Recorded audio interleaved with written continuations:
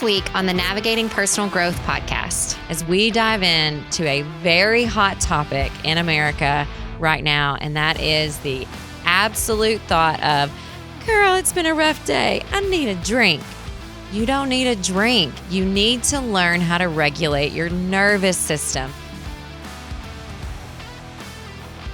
Hey Navigators, my name is Brooke Plack and I'm your host here today on the Navigating Personal Growth Show. And I'm so glad you're joining me for me to tell you that you don't need another drink, right? I'm not being that friend today. I know. Here on the podcast though, we talk about the real things in life, the messy middle, and how we get from where we are to where we want to be in this journey of life. And so I'm so glad you're joining me for the next few minutes as we dive into a very hot topic in America right now. And that is the absolute thought of, girl, it's been a rough day. I need a drink. You don't need a drink. You need to learn how to regulate your nervous system. And let me tell you why I know this, because I'm the girl that had a drink every day for 15 years, and I know. But yet again, yesterday, I had a really rough day. So I'm gonna sum it up and kind of tell you what happened yesterday. So yesterday, had a disgruntled employee, former employee now, that we had to get law enforcement involved with and finish out that relationship. That's kind of how I'll tie a bow on that. And then I got some test results back from a health test I had recently done.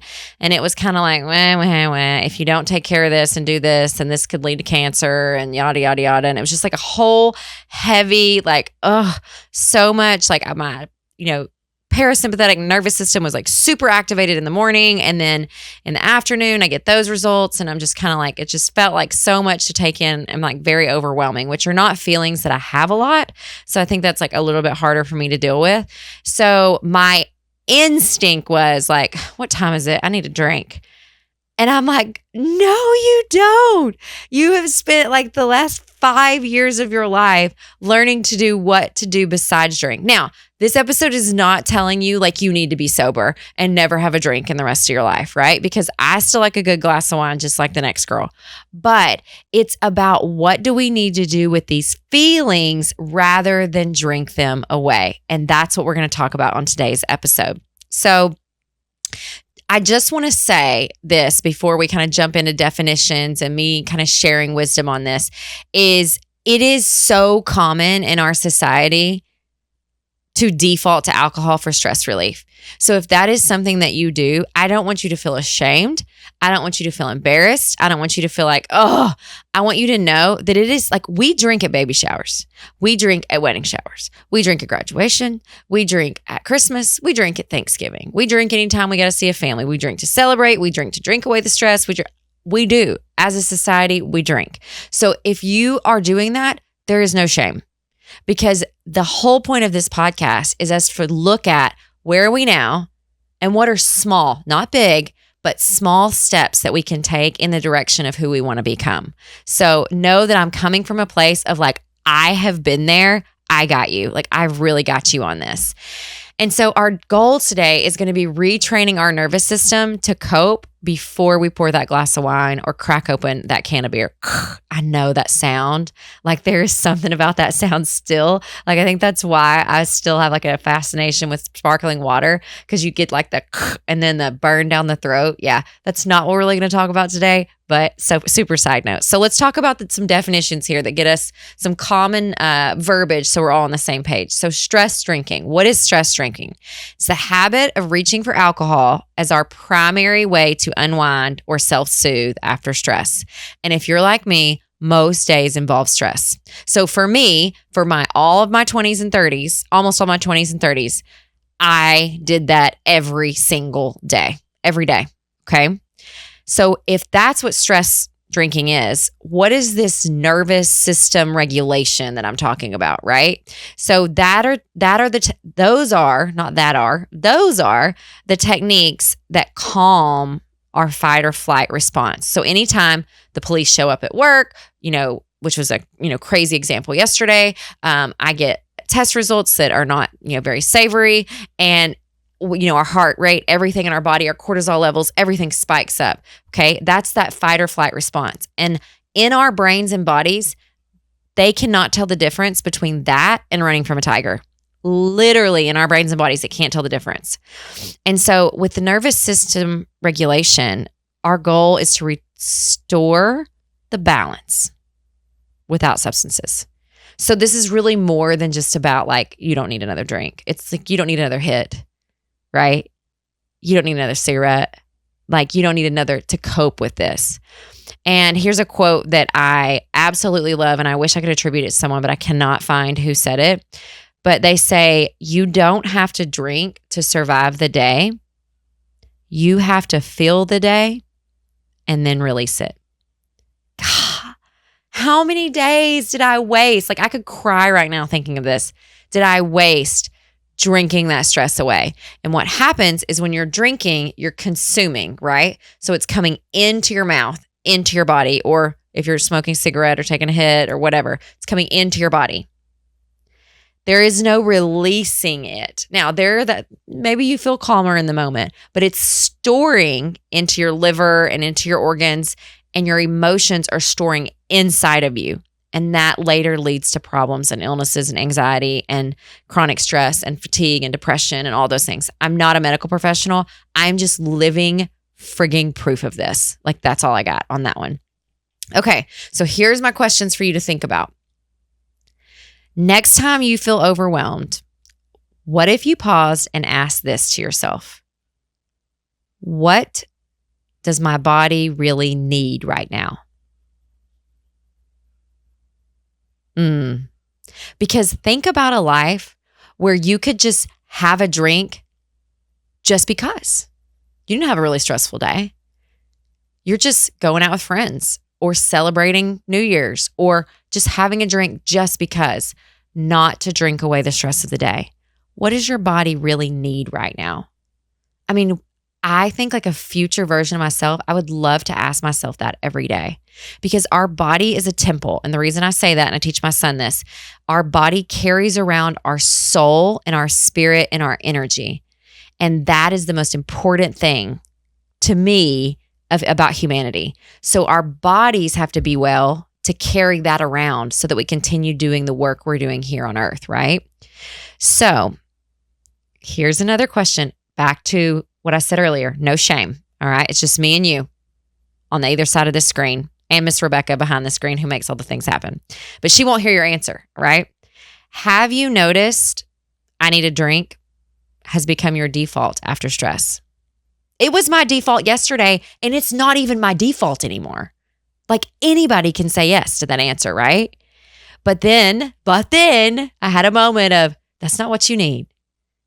What I needed is I needed to go outside, I needed to eat a snack, and I needed to drink some water. And I walked around barefoot, just wandering around with my little plate of snacks. Okay. And I just needed to ground and calm for a minute because that works for me. So that's what we're going to talk about after we take a break for Trivia in the Trenches, about what can you do instead. This sounds really easy in theory when I'm talking about it, but what can you actually do instead?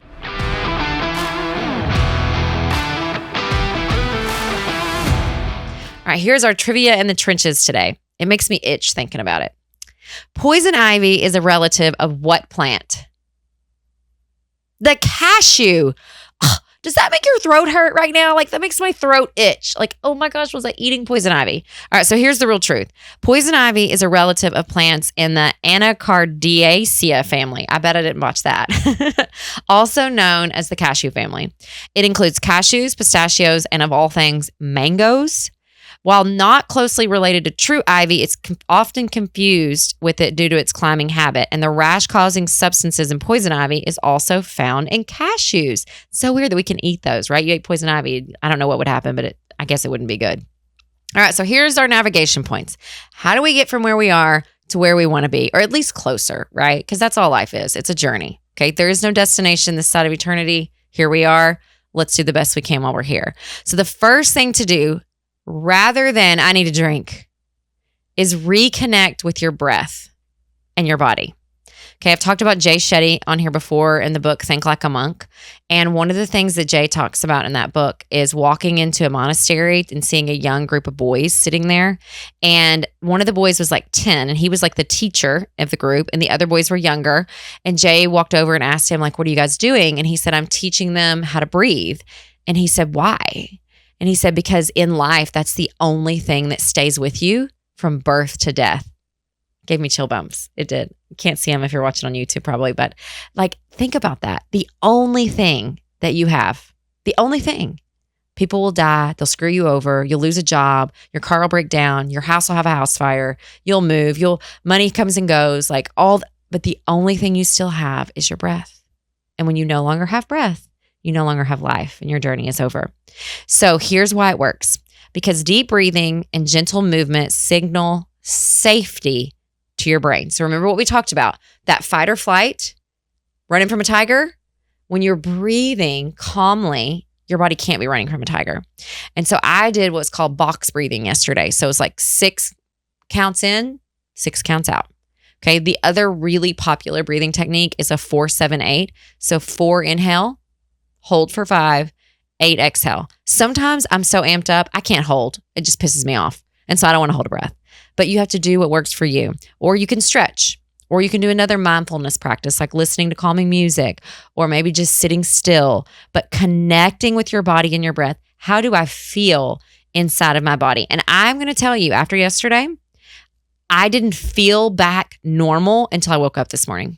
I did not feel back regulated all day long. And I just had a chakra alignment done a couple weeks ago at a spa. I went and had a massage done that Justin got me for my Mother's Day gift. It was so great. The Astral Spa in Hot Springs. If you're ever in Hot Springs, Arkansas, you have to go there. It's at the Oaklawn Racing and Casino. But they do this massage and then they do this chakra alignment at the end of it, and they put like the stones, the chakra stones on all of your chakras. And when the solar plexus chakra, which is like right here in your belly, when they put that stone on my belly, I felt like a shock through my whole body. It's crazy, right? I'm not like super woo-woo, but I'm a little woo-woo. But anyway, all that to say, I had been feeling really aligned. And then yesterday was like, ah! And then I thought, I need a drink. And it's like, no, you don't need a drink. What can you do instead? And in those moments, sometimes it's really hard to remember what to do. So here's what I actually did. Here's like my actual life hack. Are you ready? I'm grinning from ear to ear if you're not watching on camera. Is put it in ChatGPT. I know. Like, here's what happened. Here's how I'm feeling. Can you give me some things to do? And it will give you some gentle reminders of these are things that are great ways to care for your body. Okay. So here's your growth lesson in this is learning to pause gives you a choice rather than reacting automatically. So what you're really learning here is thinking about my body. I'm going to breathe. And that pause is your choice and gives you a choice to decide what you want to do next. And sometimes you might still want to have a drink, and that's okay. You chose that, but it wasn't your default. It wasn't just, I need a drink. Oh, I'm out of control. Okay. Because sometimes we just need to think about what does our body need. So 1, reconnect with your breath in your body. 2, nature and nourishment as medicine. So what was the first thing I said that I did yesterday? And I'm not saying that I know how to do all this because it's a daily battle. I just told you yesterday, I was like, I need a drink. And I'm not sober. I'm not somebody that's sober. I drink occasionally, but I definitely was a gray area drinker. And I have an episode on that we'll attach in the show notes along with Jay Shetty's book.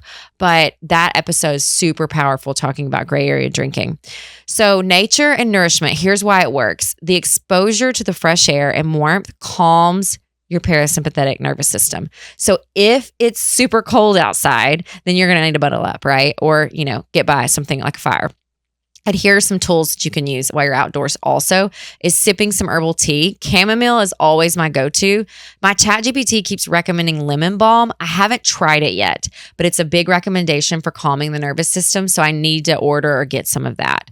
And then walking barefoot on grass or like sand or even concrete. So not asphalt, but concrete. Those are natural materials and it helps ground you. And if you stand outside barefoot and close your eyes and still your mind, I promise you, you are going to be able to feel energy coming into your body that calms you down.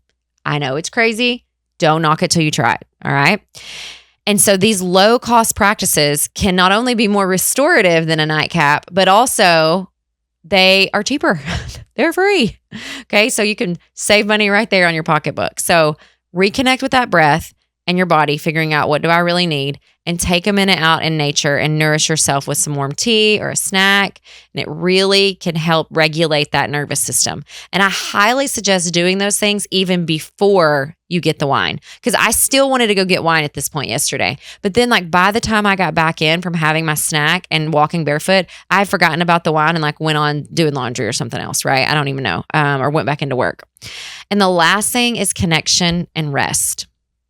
So sometimes compassionate listening, like from a friend, a therapist, somebody you trust, is restorative enough that it lowers those cortisol levels that spiked when things got stressful and can rebuild your resilience.